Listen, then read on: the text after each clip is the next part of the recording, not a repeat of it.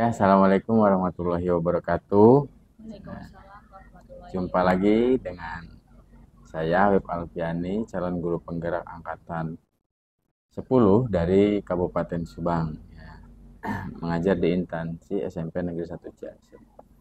Saya tidak sendiri, didampingi oleh Ibu Lela, yang nanti kita akan ngobrol bersama ya Bu Lela, yang melakukan percakapan praobservasi. Ya. Sebelumnya nanti saya akan masuk ke kelas Ibu dulu untuk jalannya proses observasi tersebut. Oke, baik, apa kabar Bu Lela?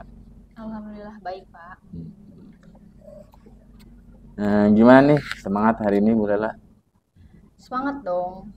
Ya. Harus ya Bu ya, harus Ya. semangat. Ya, Ibu bilang kita akan bincang-bincang dulu ya Bu. Ya. Sebelumnya nanti saya akan observasi Ibu.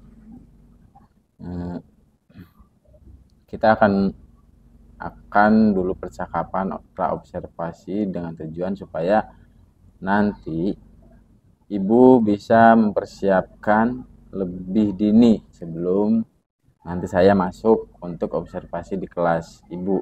Ya, adapun tujuan pembelajaran yang nanti akan dilakukan di dalam kelas. Kelas itu apa aja ya Bu ya? Untuk pembelajarannya, untuk tujuan pembelajarannya apa aja kira-kira Bu? Pertama, untuk pembelajaran yang akan saya paparkan di kelas yaitu tentang perbedaan perubahan fisika dan kimia, Pak. Dan yang kedua itu tentang ciri-ciri perubahan fisika dan kimia, serta ketiganya tentang bagaimana perubahan fisika dan kimia itu dapat kita lihat ya, contohnya di kehidupan sehari-hari. Ini itu Pak. Baik Ibu, untuk ada pengembangannya di bagian mana Ibu? Bagian kemampuan, untuk kemampuannya ada pengetahuan, keterampilan, sikap, itu nanti yang akan dikembangkan di bagian apa? Mungkin kalau untuk pengetahuannya ya, saya melihatnya bagaimana siswa itu dapat mendeskripsikan dan menjelaskan lah Pak, bagaimana perubahan fisika dan kimia itu perbedaannya seperti apa gitu, melalui ciri-ciri tentunya ya. Serta yang kedua mungkin tentang keterampilan. Berarti pada keterampilan ini diharapkan siswa itu bisa mendeskripsikan dan juga melihatlah secara langsung di kehidupan sehari-hari bagaimana contoh dari perubahan fisika dan juga kimia. Ya, mungkin itu Pak.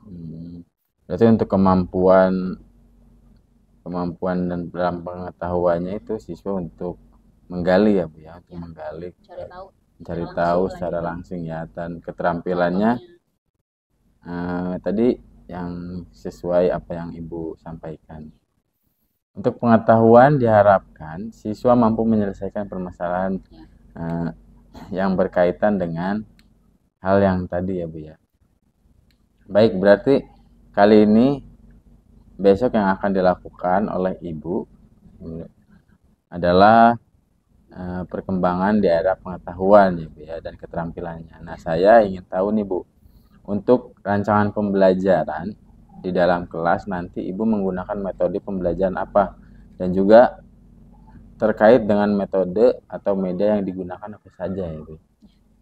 Kalau untuk metodenya saya menggunakan model ini ya Pak, discovery learning.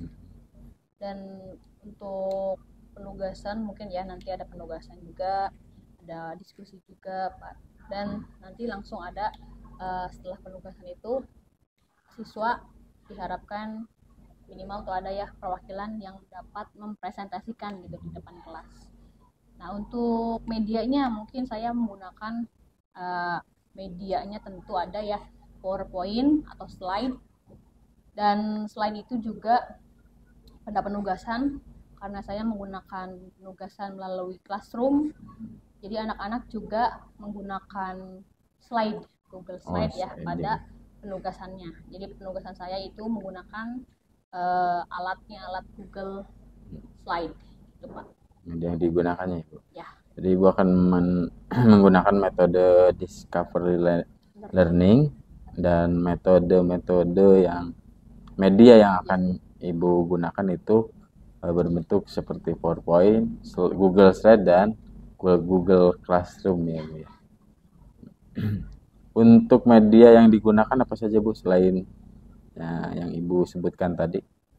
Ada lagi kah? Ya tentu berarti karena kita menggunakan HP, handphone ya handphone sebagai ya Bu ya. alat juga berarti Pak ya, alat dalam ya. pembelajarannya berarti HP, ya handphone, jaringan internet, dan juga buku paket tentunya, buku paket IPA itu juga salah satu alat ya dalam pembelajaran di kelas gitu.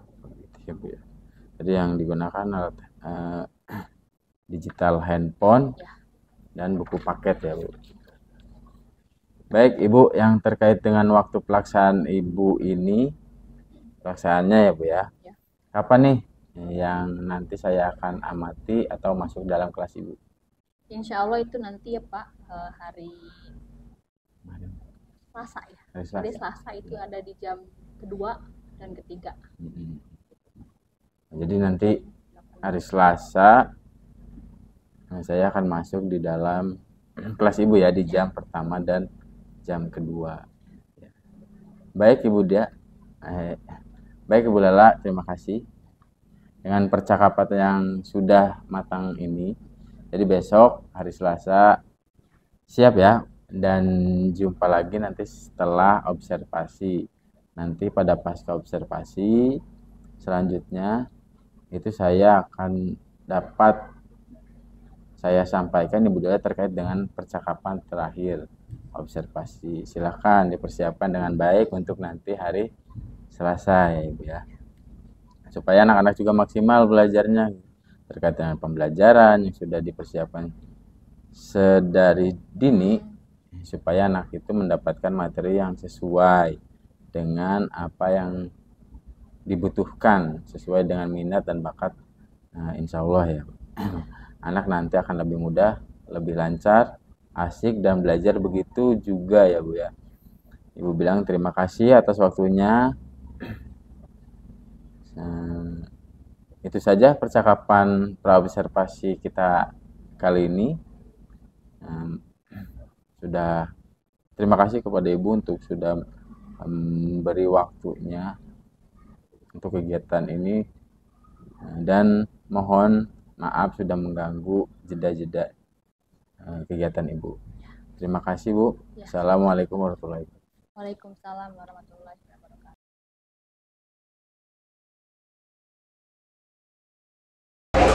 Assalamualaikum warahmatullahi wabarakatuh. Waalaikumsalam warahmatullahi wabarakatuh. Apa kabarnya hari ini? Baik. Alhamdulillah. Hari ini sebelum kita mulai belajar, alangkah baiknya kita berdoa terlebih dahulu ya. Boleh berdoa dipimpin oleh KM-nya.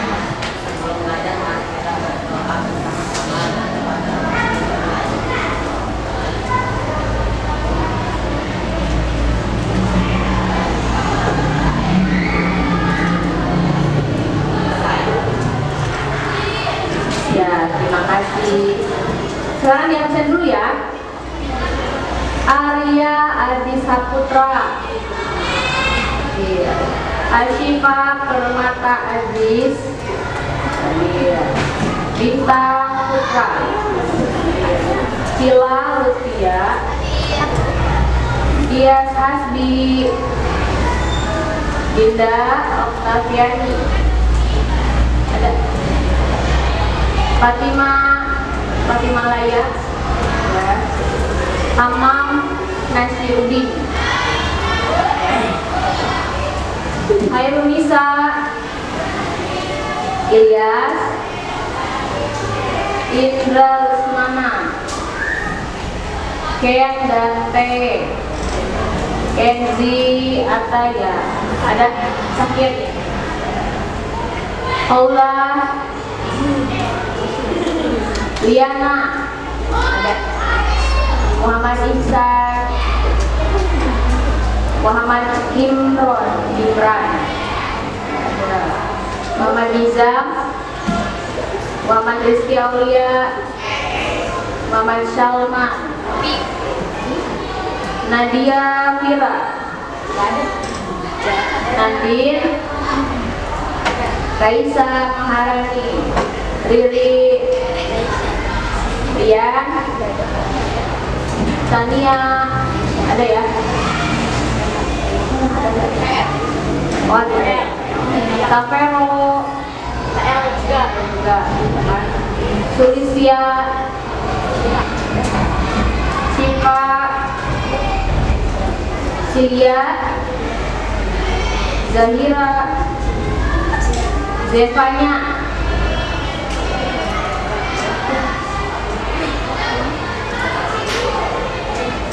satu, dua, tiga, melebar, mendekat, melebar, mendekat, tangkap.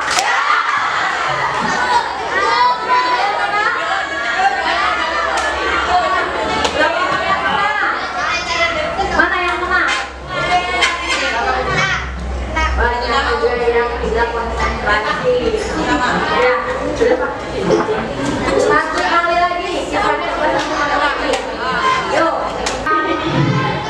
Lebar, dekat, lebar, tangkap.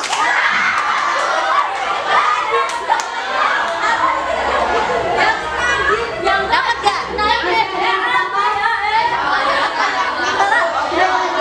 Selanjutnya kita langsung saja ya ke materi. Ya, bisa kalian lihat di depan. Yang akan kita bahas di pertemuan kali ini adalah perubahan fisika dan perubahan kimia. Materi sebelumnya kita sudah membahas tentang perubahan zat, perubahan wujud zat ya pada bab 2. Nah, pada perubahan fisika dan kimia nanti kita akan bisa lihat contoh dalam kehidupan sehari-hari. Bisa lanjut ya. Nah, di sini perubahan fisika terlebih dahulu deh. Ya. Kira-kira menurut kalian perubahan fisika itu yang seperti apa? Contohnya, misalkan ada air yang berubah wujud menjadi es batu. Itu masuk perubahan fisika? Kenapa termasuk perubahan fisika? Berarti ada perubahan apa tuh? Perubahan wujud dari awalnya itu air ya, yang bersifatnya cair kemudian berubah wujud menjadi es. Es itu berarti apa? Padat. Dari cair menjadi padat. Berarti perubahan fisika itu apa ya? Perubahan fisika adalah perubahan yang hanya mengubah bentuk atau wujud suatu zat, tetapi tidak menghasilkan zat baru. Ya, jadi hanya berubah wujudnya atau berubah apanya, bentuknya. Ya, bisa dilihat di sini ya, contohnya tadi ada air yang berubah menjadi es batu, hanya berubah bentuk. Ya, bentuknya berubah, wujudnya berubah. Di sini ada contohnya ya, itu ada es batu yang mencair. Jadi kebalikan dari apa? Padat menjadi cair. Ya, jadi hanya berubah wujud atau bentuknya, tapi tetap sama kan? Apa yang sama? Apa kira-kira yang sama pada air yang berubah menjadi es dan es mencair menjadi air? Apanya? Zatnya sama, yaitu air. Tetap sama zatnya, tidak ada perubahan zat baru gitu. Tidak menimbulkan zat baru, tapi tetap ya zatnya itu air. Atau misalkan di sini gula yang larut dalam air. Contohnya apa? Ketika kalian mengaduk gula ya, gula pasir lah, kita buat es teh manis misalkan kan, nanti sebelum dikasih es pasti harus menggunakan apa dulu biar larut airnya? Air panas, diaduk ya, si gula itu diaduk menggunakan sendok, kemudian pasti nanti akan larut. Nah, kenapa gula dalam air itu termasuk contoh dari perubahan fisika? Apa coba? Kenapa? Apa alasan? Zatnya tetap sama atau berubah? Berubahnya apanya? Warnanya. Gulanya jadi warna apa? Gula sama ya, kalau cuma gula doang berarti sama kan warnanya. Kecuali kalau nanti dikasih teh, ya, teh celup. Berarti yang sama itu apanya? Zatnya, ya, warnanya sama kan. Gula mau gula dilarutkan ataupun gula asli itu kan sama zatnya. Itu apa rasanya manis. Tapi berubahnya berarti berubah bentuk, hanya berubah wujud dan bentuk. Tadinya kan bentuknya itu apa? Gula pasir ya. Butiran ya, butiran. Kemudian ketika dilarutkan di air berarti berubah wujud. Yaitu jadi apa? Larutan gula ya, bercampur dengan air, tapi rasanya kan tetap sama, tidak berubah. Jadi zatnya itu sama saja. Yang ketiga, ada banyak kertas yang dipotong-potong. Kertas yang dipotong-potong. Sama enggak? Berubah jadi kertas gosong atau enggak? Enggak ya, karena hanya dipotong-potong. Berarti yang berubah apanya? Bentuknya. Tetap saja itu kan tetap kertas. Kecuali nanti kertasnya dibakar. Nah itu nanti beda lagi kalau dari perubahan kimia. Nah beras diubah menjadi bubur. Oke, di sini ya ada contohnya, ini adalah bubur, ya, bubur. Sama nggak kandungannya bubur dengan beras biasa, dengan nasi biasa? Sama ya, hanya berbeda bentuknya saja. Jadi perubahan fisika sudah jelas dari contohnya itu adalah hanya mengubah bentuk dan wujud saja, tetapi tidak menghasilkan zat baru. Kita lanjut ya. Nah ini perubahan kimia berbeda dengan tadi yang perubahan fisika. Perubahan kimia ini berarti melibatkan apa? Perubahan susunan zat dan menghasilkan zat baru dengan sifat yang berbeda. Ya. Contohnya di sini ada karat yang besi yang berkarat. Kira-kira dari besi yang berkarat apa itu zat barunya? Apanya? Karatnya, ya, karatnya itu zat baru yang muncul pada besi. Kan awalnya besi itu kan bersih ya, tidak ada karat. Ketika lama-kelamaan misalkan kena hujan, kena panas, akhirnya nanti menghasilkan karat. Nah, karatnya itu berarti zat baru yang muncul. Yang kedua di sini ada kayu yang dibakar. Kayu atau kertas yang dibakar sama ya. Apa yang berubahnya kira-kira? Sudah jelas ya, perubahan bentuk ya. Tapi dihasilkan juga zat barunya, ada kebaruannya. Apa yang baru dari kayu yang dibakar? Menghasilkan apa? Arang, atau nanti ada abu ya. Kalau kertas yang dibakar berarti nanti menghasilkan abu dari kertasnya. Berarti yang barunya adalah arang dan abunya ya. Walaupun berubah wujud, jelas yang wujud berubah, bentuk berubah, tapi menghasilkan juga zat baru. Zatnya tidak sama, benar nggak? Ketika sudah dibakar kertas, berarti tidak akan berubah menjadi ke semula. Pasti akan menghasilkan zat baru, ya. Tidak akan bisa menjadi kertas kembali, tapi pasti akan menjadi zat yang baru, yaitu abu. Yang ketiganya, makanan yang membusuk. Contohnya misalkan nasi lama-kelamaan pasti akan busuk ya. Berarti zat barunya pada nasi apa?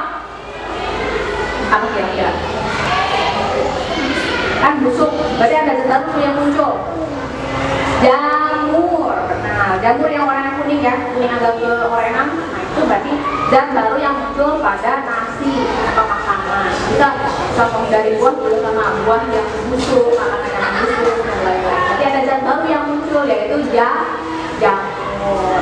Kemudian susu yang diubah menjadi yogurt. Sama. Walaupun kandungannya mungkin tadi awalnya kandungan susu, kandungannya apa, jadi diubah menjadi yogurt, pasti akan berubah ya secara kandungan dan muncul juga zat baru. Bisa kan tahu perbedaan antara susu dengan yogurt? Beda banget nggak? Rasanya beda ya. Misalkan kalau susu itu pasti identik dengan rasa manis. Ketika diubah menjadi yogurt, berarti rasanya berubah jadi rasa. Berarti ada zat baru yang muncul. Tadi kertas sudah ya, kertas sudah sama. Nah, yang dibakar, hanya dibakar sama. Selain ini berarti apa lagi kira-kira yang ada di kehidupan kita sehari-hari, contoh dari perubahan fisika? Apa kira-kira? Ada yang lainnya? Misalkan kalau pada knalpot motor, motor atau mobil, itu kira-kira dia menghasilkan zat baru nggak ya knalpotnya? Ada nggak zat baru yang muncul yang dihasilkan dari knalpot motor? Yakin nggak ada? Ada nggak? Apa? Itu yang jelas ya. Apa namanya tadi? Polusi. Asapnya ya, asap kendaraan itu kan berarti ada zat yang muncul. Yang awalnya itu kan dari bensinnya, dari bensin berubah jadi asap kendaraan. Walaupun tidak semua kendaraan yang memiliki asap yang banyak gitu, tapi ada juga zat baru muncul itu asapnya. Kemudian ada juga nanti menghasilkan kotoran. Pernah lihat nggak di knalpot ada kotoran yang hitamnya ya dari knalpot? Nah itu berarti zat baru yang muncul. Nah, jadi sudah tahu ya perbedaan antara perubahan fisika dan perubahan kimia. Kalau perubahan fisika yaitu perubahan yang hanya apa tadi? Bentuk dan wujud. Yang hanya Dan mengubah bentuk dan wujud saja, tapi tidak menghasilkan zat baru. Kalau perubahan kimia gimana? Perubahan yang melibatkan perubahan apa susunan zatnya dan menghasilkan buku paket. Nah, itu juga sama ya, penjelasan tentang perubahan fisika dan kimia. Untuk tugas yang akan kalian kerjakan hari ini, bisa kalian lihat di Classroom, boleh dibuka HP-nya. Di Classroom, di tugas ya, ada tugas perubahan fisika dan kimia, boleh dilihat. Ya, dibuka.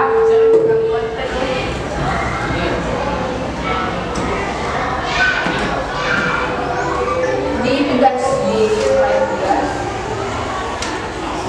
Ini enggak.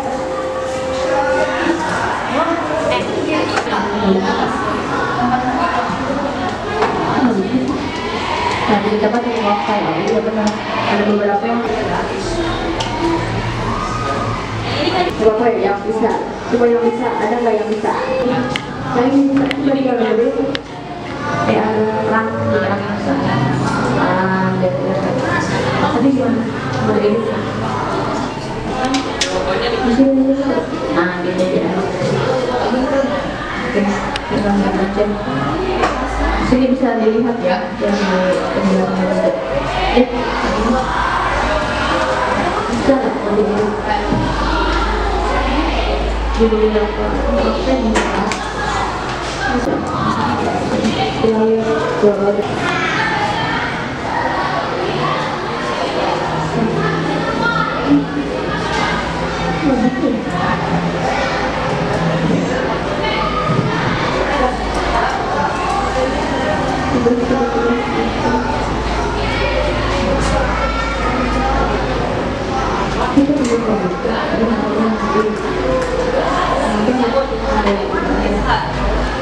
Bisa modenya bisa nggak diganti edit gitu ini?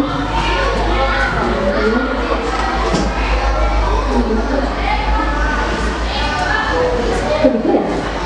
Coba bisa nggak ya? Ini layar.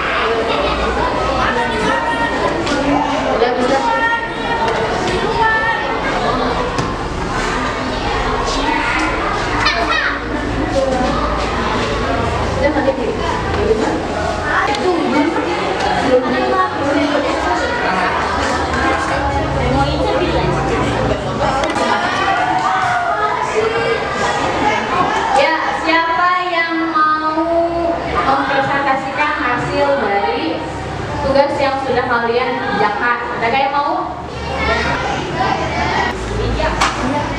2, 3. Aku dulu. Oke, ayo langsung berdiri.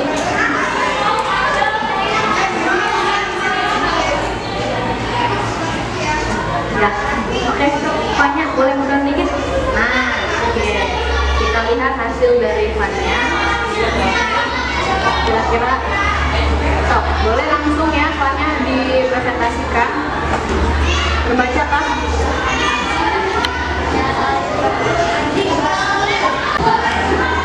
Ya.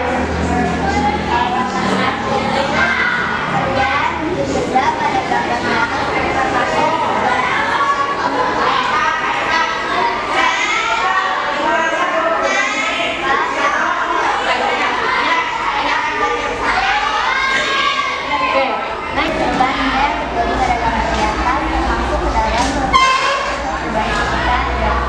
Jawabannya perubahan kimia karena kayu yang dibakar berbau menjadi arang dan bisa kembali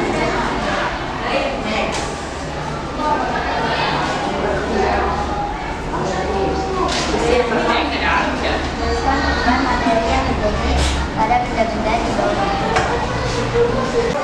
Perubahan kimia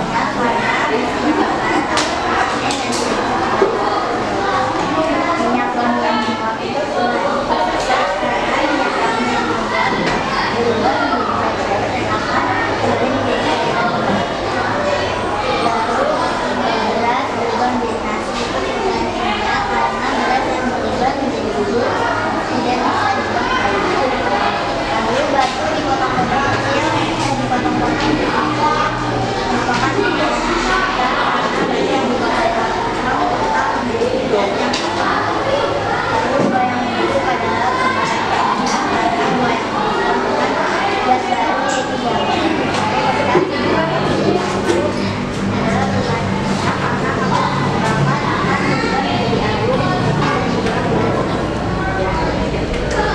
Tepuk tangan untuk Jepang. Karena tadi kita sudah melihat sama kalian mempresentasikan di depan hasil dari tugas yang kalian buat. Sebelum kita mengakhiri pembelajaran hari ini, kita refleksi terlebih dahulu ya. Kira-kira apa yang sudah kalian dapatkan dari pembelajaran hari ini? Adakah yang mau mempresentasikan atau merefleksikan apa yang sudah kalian dapatkan pembelajaran pada hari ini? Siapa yang mau? Boleh berdiri ya? Oke, bisa. Ayo boleh. Apa sudah?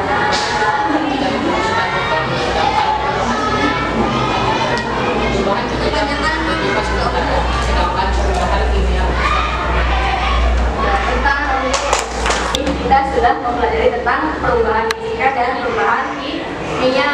Bedanya antara perubahan fisika dan kimia yaitu apa? Kalau perubahan fisika hanya merubah wujud dan bentuk, tapi tidak menghasilkan zat baru. Tapi kalau perubahan fisika dia berubah wujud, bentuk, serta apa? Menghasilkan zat baru dan dengan sifat yang berbeda. Jelas kan perbedaan antara keduanya? Dan contoh pun nanti bisa terlihat jelas perbedaannya antara perubahan fisika dan perubahan kimia. Ya, terima kasih untuk pembelajaran hari ini. Ibu akhiri dengan Assalamualaikum warahmatullahi wabarakatuh. Waalaikumsalam warahmatullahi wabarakatuh. Ya Pak, terima kasih untuk hari ini. Berarti kita akhiri dulu ya, sebelum kalian nanti keluar kelas. Kita akhiri dulu dengan berdoa. Boleh ya? Dan ditutupin oleh Bintang.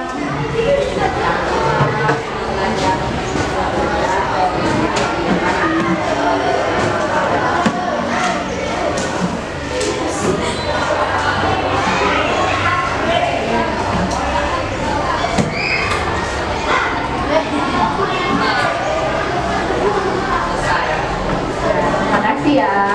Pak, boleh minta dokumentasi dari sana?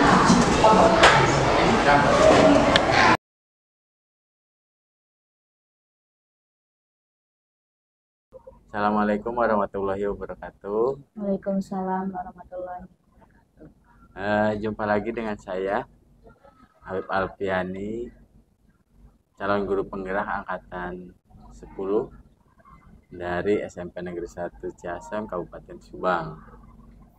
Kali ini saya tidak sendiri, ditemani oleh Ibu PP saya, Ibu Indawani SPD, dan Ibu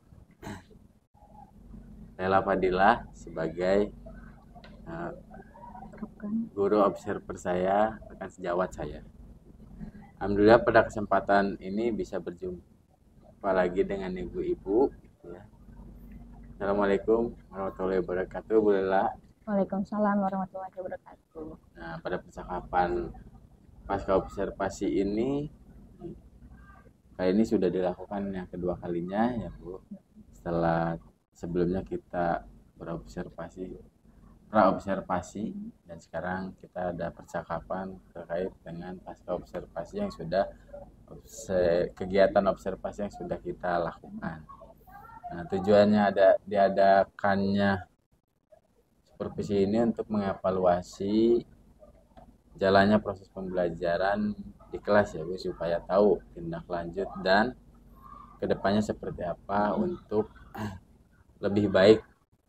Sedangkan untuk tujuannya diadakan percakapan observasi ini adalah untuk mengevaluasi dan juga berbenah diri atau berefleksi dengan kegiatan observasi kemarin yang sudah kita lakukan.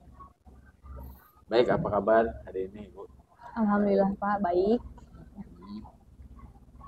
Semangat ya Bu melakukan kegiatan pembelajaran. Dan kemarin saya juga sudah melakukan observasi ibu di sekolah atau di kelas ketika sedang melaksanakan kegiatan pembelajaran. Apa perasaan ibu ketika melaksanakan observasi di kelas tersebut? Ya, alhamdulillah Pak. Ya, saya tentu ya senang karena mendapat kesempatan untuk diobservasi oleh rekan sejawat. Karena biasanya kan supervisi atau observasi dilakukan oleh kepala sekolah ya Pak. Ini saya mendapat kesempatan diobservasi oleh rekan sejawat, tentu senang dan berterima kasih juga karena Bapak sudah berkenan mengobservasi saya. Gitu Pak. Oke, adakah yang sudah baik dari pembelajaran yang sudah dilakukan oleh Ibu di kelas? Ya, tentunya dalam pembelajaran yang sudah saya lakukan di kelas kemarin itu ada ya, walaupun metode yang saya gunakan itu ada kekurangan, ada juga kelebihan. Ya, mungkin dari kelebihannya dulu ya, kelebihannya walaupun sedikit lah mungkin. Kelebihannya adalah dapat memberikan dan meningkatkan gitu Pak, meningkatkan keterampilan sosial siswa, yaitu dengan melakukan presentasi ya setelah penugasan. Tentu itu juga salah satu kelebihan. Namun untuk kekurangannya mungkin masih banyak ya Pak yang perlu ditingkatkan, yaitu pertama pasti kita juga masih membutuhkan waktu yang cukup lama gitu dalam mencapai target yang dibutuhkan gitu. Dan juga tentu saya juga masih merasa banyak kekurangan lainnya, terutama dalam hal meningkatkan kembali, mengaktifkan gitu siswa agar mereka mau tampil lah istilahnya. Itu juga salah satu yang perlu ditingkatkan tentunya ya, dan kekurangan saya mungkin dan membuat fokus anak tetap bagus juga itu salah satu yang harus ditingkatkan, dan mungkin juga kekurangan ya, beberapa kekurangan juga gitu Pak. Oh, jadi kelebihan yang sudah Ibu lakukan ketika Ibu saya observasi ketika pembelajaran kemarin itu melatih atau membangun fokus anak dan memberikan keterampilan sosial ya bagi siswa Ibu gitu ya. Oke, kalau saya punya angka dari 0 sampai 10, barangkali kira-kira posisi Ibu itu ada di angka berapa, atau jelaskan angka tersebut. Mungkin saya merasa posisi atau poin saya ya dari angka 0 sampai 10, mungkin saya merasa masih di poin 7 mungkin Pak. Karena saya merasa memang belum sepenuhnya bisa menguasai ya di dalam kelas itu bagaimana mengcover siswa gitu, dari berbagai macam kan keberagaman kebutuhan mereka juga. Itu salah satu yang mungkin harus selalu ditingkatkan Pak gitu. Oh, jadi harus Ibu tingkatkan ya dari angka 7 tersebut ya. Adakah hal yang perlu ditingkatkan ke depannya Bu dari yang tadinya angka 7 untuk mencapai mungkin ke angka 10 itu adakah? Tentu banyak ya Pak, mungkin masih banyak yang harus saya tingkatkan, terutama dalam pembelajaran yang saya harus bisa membantu siswa atau murid itu agar mereka mau gitu mengeluarkan ide, mengeksplor lagi idenya serta gagasannya gitu, agar minimal mereka salah satunya mau tampil dulu gitu ke depan. Itu juga salah satu yang harus ditingkatkan, karena masih banyak juga dari siswa kita yang masih merasa enggan gitu untuk tampil di depan ya, walaupun ada banyak juga yang secara sukarela mau sendiri gitu tanpa kita tunjuk, tapi masih juga banyak yang harus ditunjuk, bahkan kalau ditunjuk pun ada yang tidak mau. Nah itu juga yang harus perlu kita tingkatkan. Berarti secara ini juga ya Pak, secara sosialnya mungkin harus kita tingkatkan kembali agar mereka tuh pede lah dulu.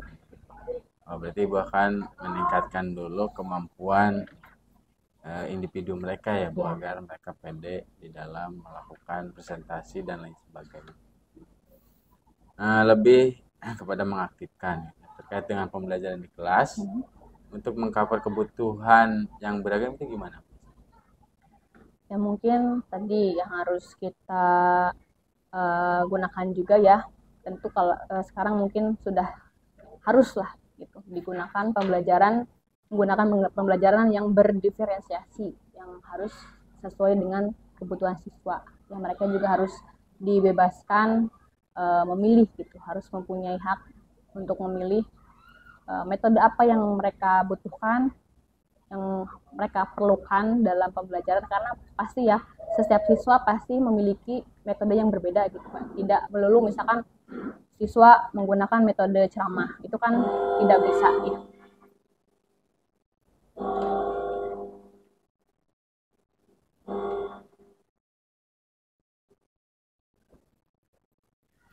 Ya gitu Pak, jadi memang harus kita sesuaikan juga, harus pembelajaran berdiferensiasi itu memang harus digunakan.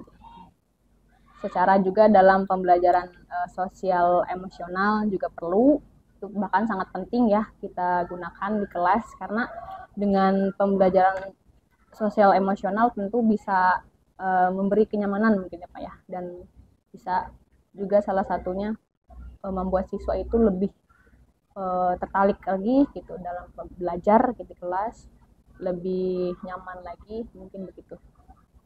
Ya berarti dengan pembelajaran berdiferensiasi yang notabene untuk melengkapi kebutuhan siswa Ibu ya, dan pembelajaran emosional yang kita tuh biar tidak dianggap galak lagi, biar tidak ditakuti lagi oleh siswa kita, itu menggunakan pembelajaran sosial emosional atau sosial yang berkaitan tentang siswa, karena karakter siswa kita itu berbeda-beda ya. Iya. Ya.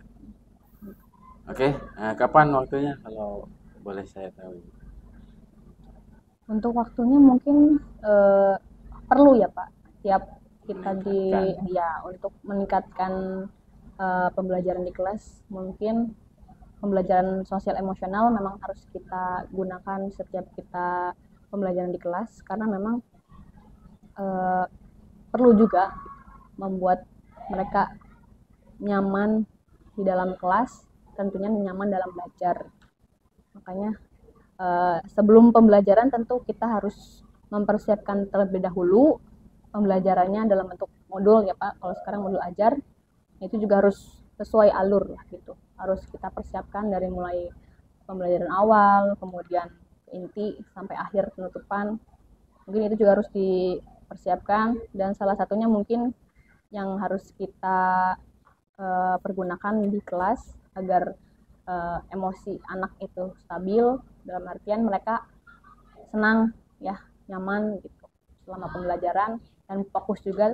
Itu juga kita perlukan mungkin ice breaking ya di tengah-tengah pembelajaran agar mereka dapat kembali fokus lah istilahnya. Jadi tidak jenuh dengan pembelajarannya dan tetap fokus lah istilahnya gitu. Jadi, komitmen Ibu untuk setelah yang Ibu lakukan gitu, setelah mencapai kebutuhan siswa dalam belajar berdiferensiasi dan mencapai pembelajaran yang sosial emosional itu, untuk merancang atau membuatnya modul ajar untuk proses pembelajaran selanjutnya ya Bu.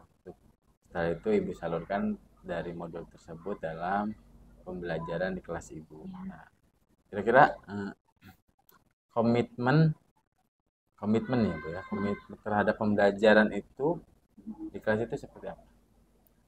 Untuk komitmen saya tadi kembali lagi ke sosial emosi dulu ya, membuat anak itu ya istilahnya nyaman dulu lah di kelas gitu, mau belajar dengan senang hati. Tentu itu juga akan meningkatkan juga karakter anak yang akan lebih baik lagi ya. Bisa juga kalau anaknya sudah senang kan pasti nanti belajar pun nyaman, enak gitu, pasti bakal sesuai dengan yang kita harapkan, mungkin seperti itu. Iya ya, jadi kalau kita menerapkan pembelajaran bincang kita hari ini gitu ya, maaf sudah mengganggu jam kelas Ibu. Terima kasih Bu Indah sudah menemani kita dalam proses pasca observasi ini. Mungkin dari saya untuk pasca observasi ini cukup sekian. Terima kasih. Wassalamualaikum warahmatullahi wabarakatuh. Waalaikumsalam warahmatullahi wabarakatuh.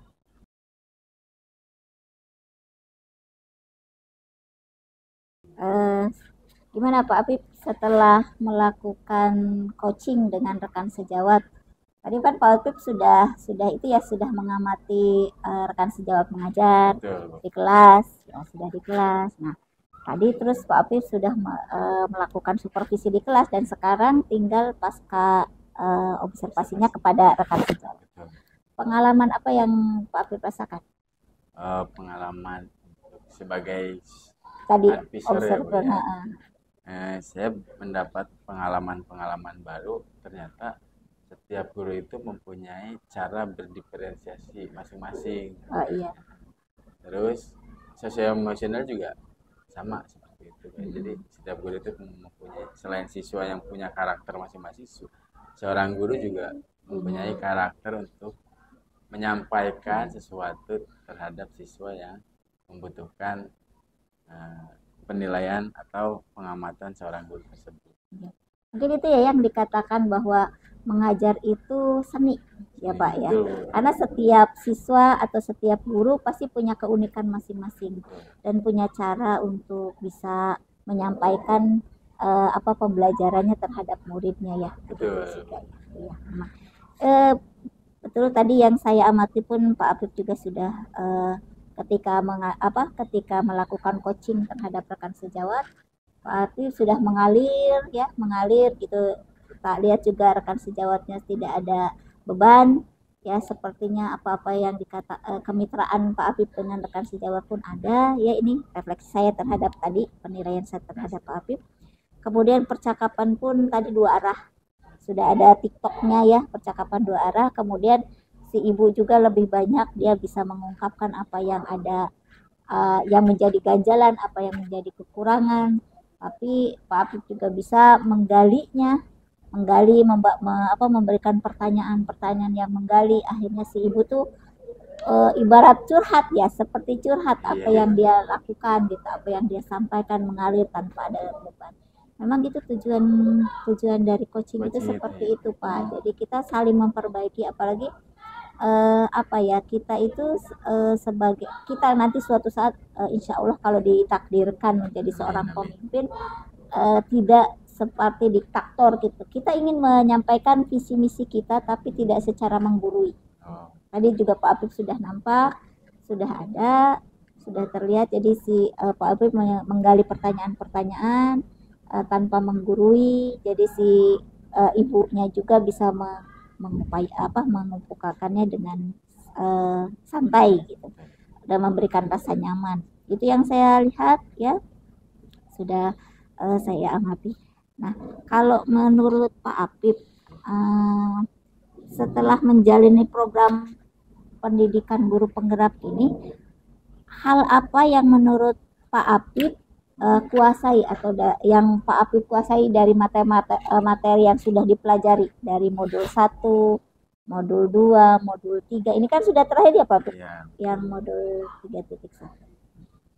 Apa yang Pak Apip kuasai dari yang lebih saya kuasai karena di program guru penggerak ini Bu, karena saya baru ya Bu, dalam artian saya emang baru masuk ke guru penggerak ini, semuanya proses adalah sama masih belajar gitu ya. Jadi semuanya seimbang, cuma yang lebih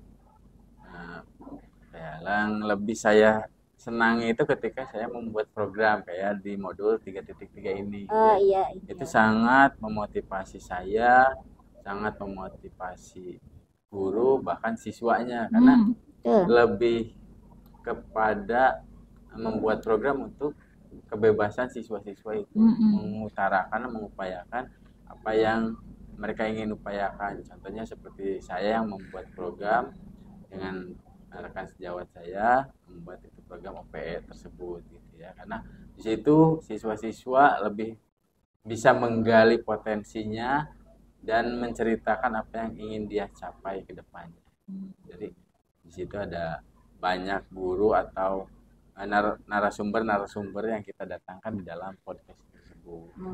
Jadi yang sangat itu ya yang program ya, di bagian programnya, karena Pak Apip merasa ini cocok dengan saya. Ternyata ada di guru penggerak itu pembelajaran itu tidak baku harus dengan modul, tapi bisa mengambil pembelajaran dari sekitarnya. Tadi ya dengan mendatangkan guru-guru dari luar ya, yang kompeten ya khususnya.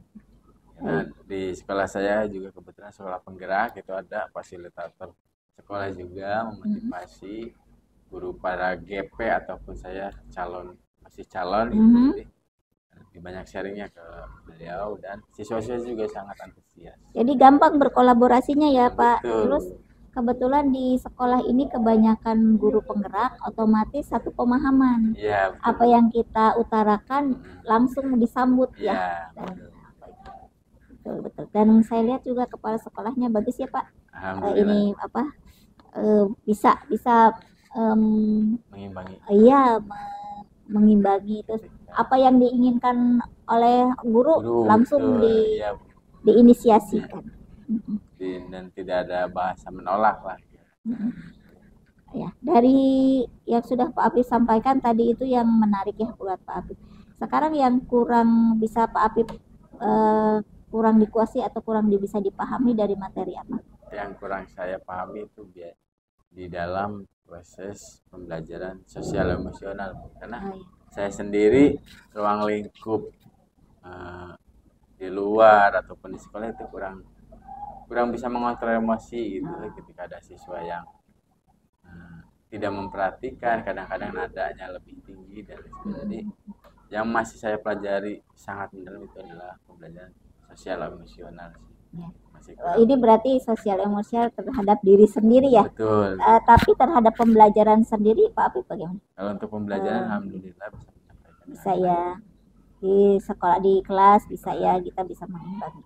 Itu proses Pak Apip. Kita tidak bisa langsung ya, walaupun memang kita yang penting Pak Apip sekarang sudah tahu apa materinya. Ya ibaratnya materinya, oh ternyata kita sebagai guru itu harus seperti itu, adalah tolak ukurnya seperti itu. Nah itu kita pelan-pelan diusahakan, ibarat kalau menurut saya pribadi Pak Apip, ini kita berbagi saja. Kalau menurut saya pendidikan guru penggerak itu ibaratnya kita sudah ada jalannya, kita sudah dikasih alurnya, kita tinggal mengikuti alurnya, insya Allah itu pun akan berdampak pada diri kita. Nah, ya asal kita komit ya terhadap itu. Jangan sampai setelah mempelajari ini terus kita sudahlah dibuang begitu saja gitu ya. Kalau saya rasa kalau di konsisten kita dengan mengikuti itu adalah perubahan-perubahan.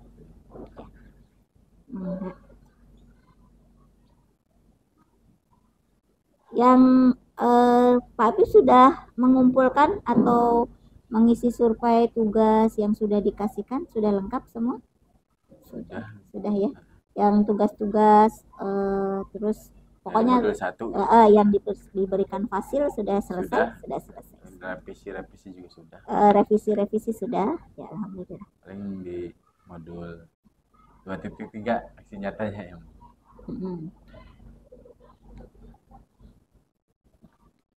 Nah, Pak Apip sudah melakukan program untuk pemetaan aset di situ.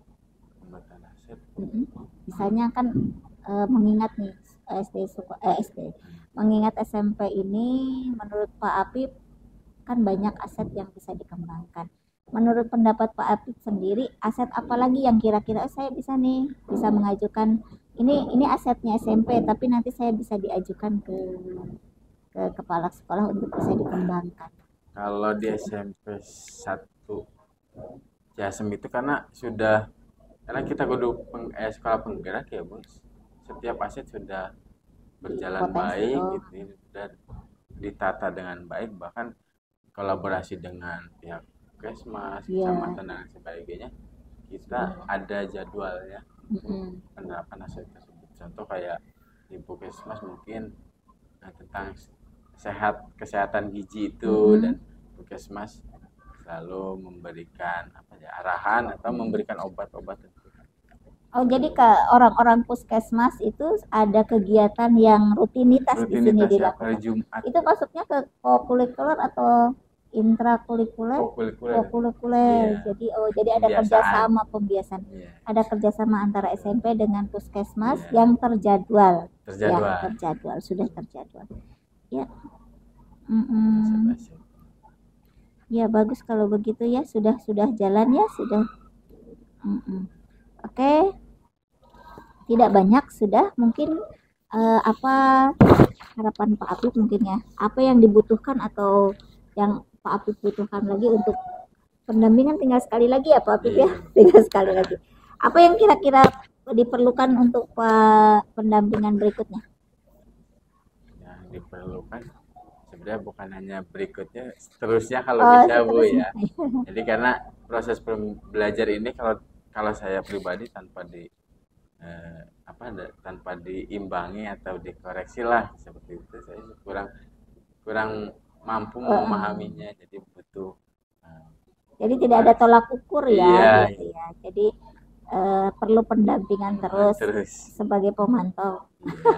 Bisa itu nanti kerjasama Pak Apip, selain dengan saya mungkin nanti kan ada batas waktunya ketika saya sudah mengakhiri pendampingan 6 langsung nanti, tapi komunikasi tetap kita jalan. Cuman Pak Apip nanti bisa bikin komunitas yang sudah jadi GP nih sini ya.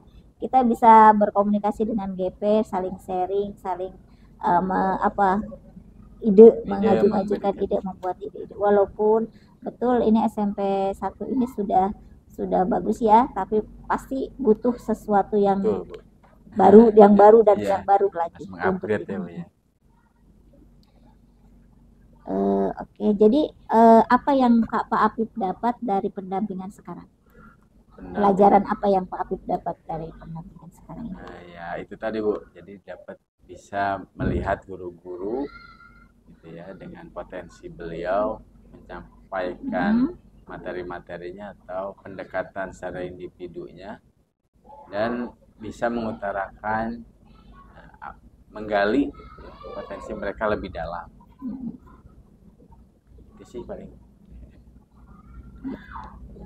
Sudah. Ya sudah, semuanya sudah selesai dan saya kira Pak Apip sudah layak lah ya untuk bisa mengikuti. Jadi yang tadinya CGP calon guru penggerak, C-nya sudah dihilangkan jadi Amin. guru penggerak. Karena kalau saya lihat dari program yang Pak Apip buat itu bisa berdampak ya semuanya pada anak dan dibutuhkan oleh anak. Insya Allah mudah-mudahan Allah mengijabah ya, akhirnya kita sempurna jadi guru penggerak. Dan itu jangan terputus di situ, tapi terus bisa ditingkatkan. Terima kasih Pak Apip, terima kasih atas waktunya. Ya. Assalamualaikum. Waalaikumsalam.